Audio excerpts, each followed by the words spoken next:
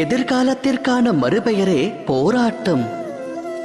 இன்று மனதில் தோன்றும் ஆசை நிறைவேறவில்லை என்றால் இதயம் அது எப்போது கிடைக்கும் என்று போராடும். கனவு என்று நனவாகும் என்று மனம் சதுராடத் துவங்கும். எனினும் வாழ்வானது எதிர்காலத்திற்கும் உரியதல்ல, இறந்த காலத்திற்கும் சொந்தமல்ல. வாழ்வென்பது வாழும் நேரத்திற்கே சொந்தம்.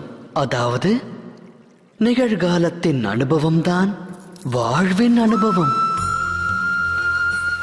மனித இனம் இதை அறிந்திருந்தும் சத்தியத்தை ஏற்க மனம் மறுக்கிறது. ஒன்று முடிந்தவை பற்றி எண்ணி மனிதன் மனம் நோகிறான், இல்லை இனி நடக்கவிருக்கும் எதிர்காலம் குறித்தெண்ணி மனம் வேகிறான். இறுதியில் வாழ்வை தொலைக்கிறான். ஒன்றை உணர்ந்தால் நன்மை விளையும்.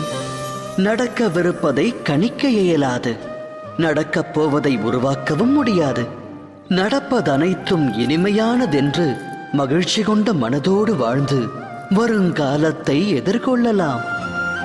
நிகழ்வது முன்னரே நமக்கு தெரிந்தால் பின் வாழ்வில் சுவாரஸ்யம் ஏது? சிந்தித்து செயலாற்றுங்கள்.